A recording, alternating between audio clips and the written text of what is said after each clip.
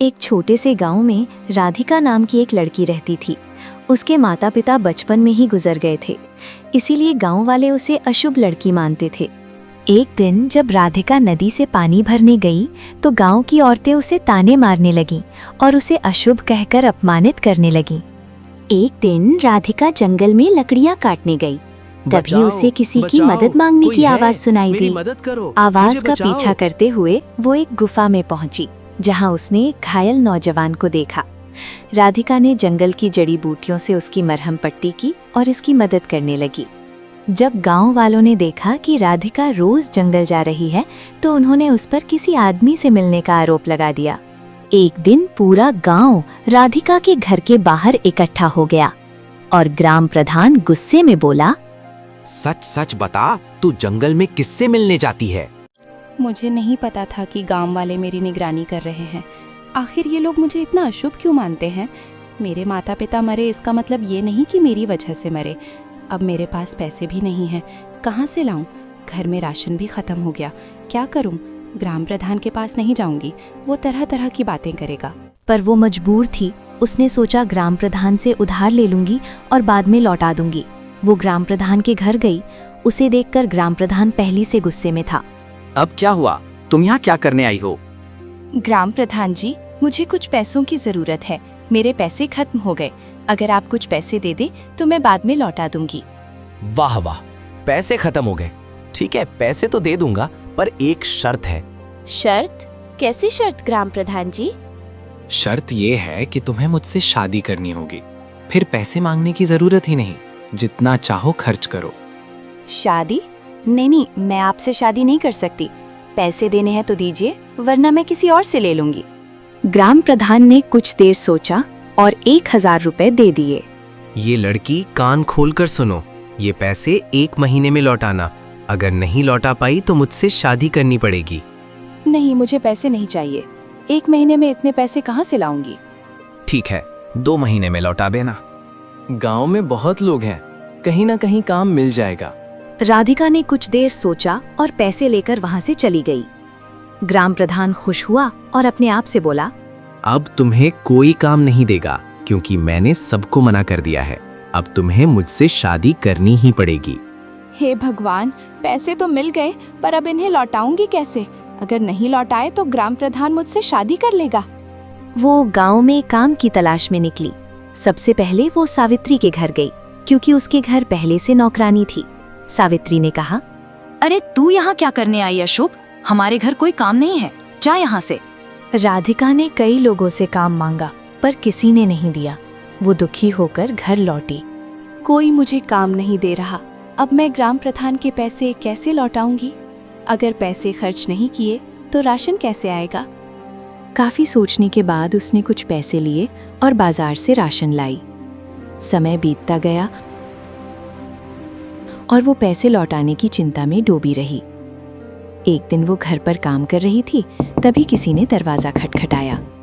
दरवाजा खोला तो सामने वही नौजवान खड़ा था जिसकी उसने मदद की थी। अरे आप यहाँ? आपको मेरा घर कैसे पता? गांव वालों से पूछकर आ गया। क्या मैं अंदर आ सकता हूँ? हाँ, आइए ना।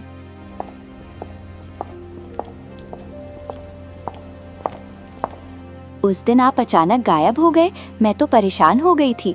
अच्छा छोड़िए, आपकी तबीयत अब कैसी है? अब ठीक हो। ये सब तुम्हारी वजह से। अगर तुमने मेरी जान ना बचाई होती तो मैं मर गया होता। आप ऐसा क्यों कह रहे हैं? बचाने वाला तो भगवान है, मैं तो बस उसका जरिया थी। वैसे तुम्हारे घर में और कोई नहीं दिख रहा है, तुम अकेले रहती हो इस घर में? हाँ, मेरे माता पिता बचपन में ही गुजर गए, मैं अकेली रहती हूँ। नौजवान को देखकर गांव वाले हैरान हो गए। अरे, इसके घर कौन आया? राधिका का तो कोई है ही नहीं। कहीं ये वही आदमी तो नहीं जिससे ये मिलने जाती थी? गांव में तरह तरह की बातें होने लगी। वैसे आप कहाँ रहते हैं? मेरा भी कोई नहीं है, मैं इधर उधर भटकता रहता हूँ। कोई काम मिले तो कर लेता हूँ। राधिका को एहसास हुआ कि वो भी उतना ही परेशान था जितना कि वो थी। क्या मैं आज रात आपके घर रुक सकता हूँ? मेरे पास और कोई जगह नहीं है। हाँ, क्यों नहीं? तुम थोड़ी परेशान लग रही हो, क्या बात है? कुछ नहीं, आप आराम से रहिए। जब ग्राम प्रधान को ये बात पता चली तो वो गुस्से में राधिका के घर आया और चिल्लाया। राधिका, अरे ओ राधिका, बाहर आ। हाँ ग्राम प्रधान जी, कहिए क्या बात है। ये कौन है तेरे घर में और यहाँ क्या कर रहा है? मैं इसे जानती हूँ, मैंने उसकी मदद की थी। ओ, तो ये वही है जिससे तू जंगल में मिलने जाती थी। देखो ग्राम प्रधान जी, आपने इसे समझाया था फिर भी ये नहीं मानी। कितनी बेशर्म है। चलो पहले मेरे पैसे निकालो, फिर तुमसे बात करते हैं।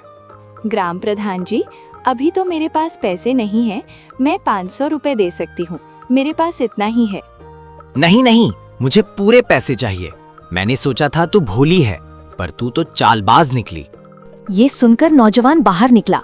उसे देखकर ग्राम प्रधान और गुस्से में आ गया। उधर एक महल में एक राजा परेशान था। पता नहीं राजकुमार कहाँ चले गए, बताकर भी नहीं जाते। राजा को चिंता थी क्योंकि कुछ दिन पहले राजकुमार लापता हो गए थे।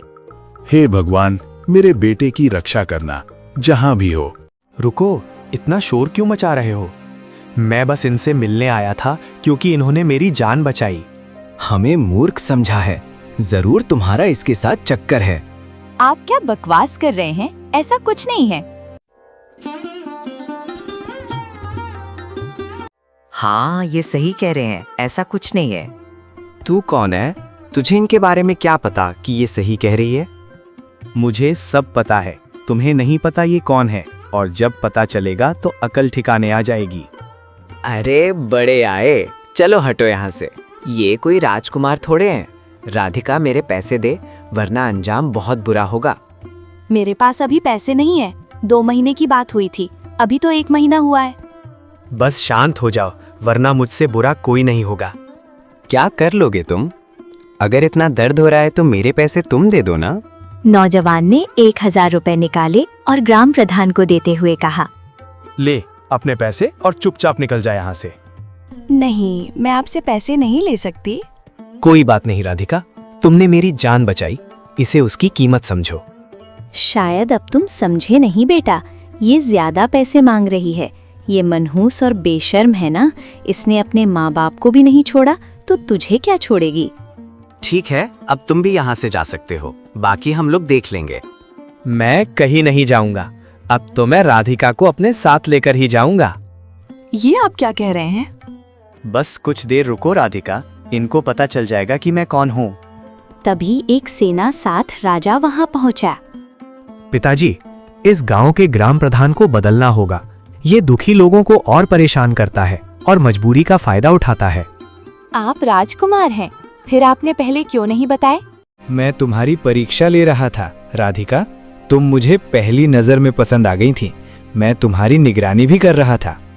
राजकुमार जी, बहुत बड़ी गलती हो गई, हमें माफ कर दीजिए। हमें नहीं पता था कि आप राजकुमार हैं। नहीं पता था इसलिए मेरे और इस लड़की के साथ बदतमीजी की। अगर पता होता तो क्या करते? नहीं राजकुमार जी, हमें माफ कर दीजिए, दोबारा गलती नहीं होगी। नहीं, तुम्हें इसकी सजा मिलेगी। सैनिकों, इसे कारागार में डालो। सैनिक ग्राम प्रधान को ले गए। राजकुमार ने राधिका से कहा, राधिका, आज से तुम यहाँ नहीं, मेरे साथ रहोगी। मैं तुमसे विवाह करना चाहता हूँ, क्या तुम मुझसे शादी करोगी? राजकुमार जी, मैं तो आपके काबिल नहीं हूँ, मैं तो गरीब लड़की हूँ। तुम्हारा दिल बहुत बड़ा है, मैंने वही देखा, इसलिए तो तुमसे शादी करना चाहता हूँ। हाँ बेटी, राजकुमार सही कह रहा है और मंत्री ने मुझे सब बताया। तुम इसे पसंद हो। राधिका खुश हुई और शादी के लिए मान गई।